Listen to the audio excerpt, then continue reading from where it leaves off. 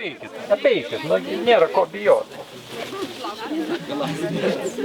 Čia sugrįšim visiškai tikslingai, ieškodami paskutiniųjų archyvų, kurie nebuvo labai dideli, bet tikrai buvo paslėpti šito bunkerio aplinkoje. Laiškai, nurodymai, galbūt kažkas daugiau, apie ką mes visiškai nežinom. Galbūt Jonas Žemaitis yra turėjęs ir dienoraščius. Galbūt užrašų knygutę, kuri irgi būtų aukso vertės. Bet mes viso šito nežinom. Nes archyvai yra sunkiausiai randamas dalykas. Ir yra pats brangiausias dalykas, ką šiandien galėtų gauti partizaninio karo tyrinėtojai čia šitoje aplinkoje. Kruvinoj naktį tu slėpies kary, baimės skverbėsi giliai širdį, paslėptoj minty žemė meldžiasi, už gyvybę, kurią auko turi, vėjo apsupty, karo sumaišty, sieloj žaizdos jau veriasi, jau tavam glėby, trys ginklai šalti, priešo baimę šalia jauti. Nors tai yra vienas iš daugelio, nors tai galbūt 1000 ar 8000 bunkeris Lietuvos partizanų, bet jisai mums čia šitam miške ir šitoj vietoje ir tai, ką mes jau žinom, istorinius įvykius, labai brangus, labai įdomus, labai reikšmingas. Ar kuo reikšmingas? Jonas Žemaitis lieka Pavydaujo būrio partizanų miške, vietoj Šimkaičių. Čia nakvoja. Tai yra 51 metų ruduo. Bet jeigu mes atsuktume laiką maždaug 2 metus, būtume 49 metų gruodį, tai į šitą mišką, į tą patį būrį atkeliauja Adolfas Ramanauskas Vanagas, Aleksandras Grybinas Faustas, su savo palydovais, Jankausko, Urbono, keliauja ir Šimkaičių miške praleidžia Kalėdas. Ir tai yra gruodžio 24, 25, jie čia būna iki sausio 1, kol jos pasikviečia Kęstučio apygardos vadas Danilevičius kartu su štabo viršininku Gedvinu. 49 metų gruodžio 24-25 šitam miške ir Pavydaujo būrio partizanų tarpėje yra mūsų vadai keliaujantys į susitikimą. Sausio 1 čia jų nelieka.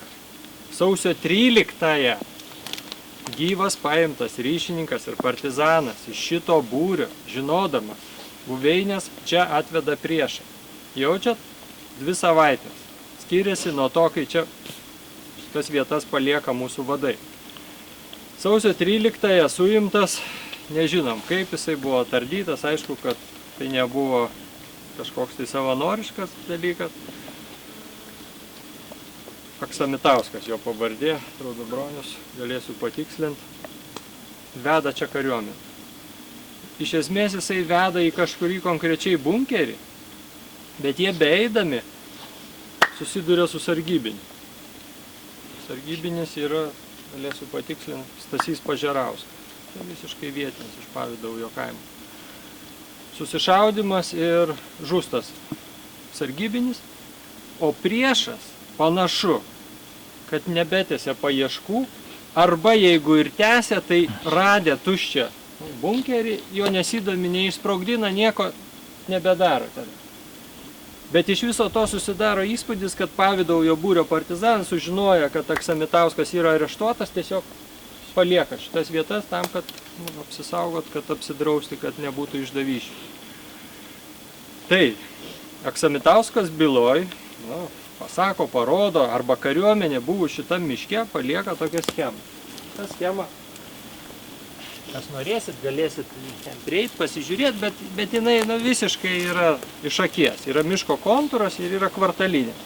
Ir yra 3 bunkeriai pažymėti, kuriuose Pavydaujo būrys žiemojo. Tai reiškia, vienam iš tų 3 bunkerių ir buvo žymiosios kalėdos. Vanago, Fausto su partizanų būrio vadu Petru Stankumi, su Palubecku, Petrausku, Kisielium, Kvedžiu ir kitais. Tai mes iš to trejetuko, iš tų 3 bunkerių, kuriuos Aksamitauskas parodo ir kurie yra schemai, dabar jau nuo šios akimirkos žinom 2. Iki šiol žinojom tik 1.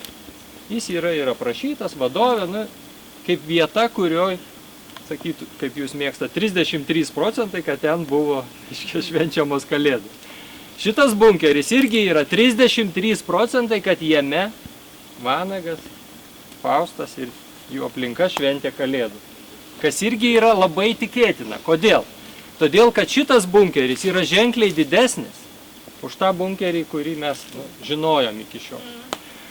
Kitas dalykas, kad Puišys gyvenantis Pažerų kaime ir vis dar gyvuojantis ir puikiai šitą mišką žinantis, pasakodamas apie šitą įvykį 49 metų sausio, pabrėžia, kad bunkeris, prie kurio ėjo sargyba Pažereckas Stasys ir prie kurio netoli ant Kvartalinės jisai patruliavo, žuvo, kad šitas bunkeris buvo pats naujasis, buvo labai geras, kaip jis sako, moderniai įrengtas. Tai kas tas moderniai įrengtas? Tai greičiausiai naujas, sienos neapipuvę, drėgmės mažai, gultai tvarkoj, galbūt ir pati vieta gerai parinkta, galbūt ir drėgmės mažiau, čia dabar mums sunku pasakyti. Bet iš pirmo žvilgsnio jau iš pažiūros jau akivaizdu, kad šitas bunkeris gali atitikti tą apibūdinimą. Didelis, naujas. Dar ką pasako Puišys, kad bunkeris yra skirtas 14 žmonių. Iš esmės jame gali tilpti visas būrys, Pavidaujo būrys. Čia aišku mes galim modeliuoti, bet aš jau taip iš patirties galėčiau pasakyti, kad nors vadovybė mėgdavo turėti atskirą būstinę, dėl saugumo, dėl išdavysčių, dėl visko, kūčioms jie dažniausiai susirinkdavo visi.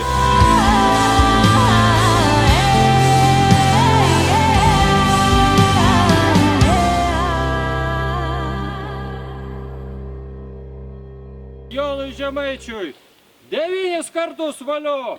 Valio! Valio! Valio! Valio! Valio! Valio!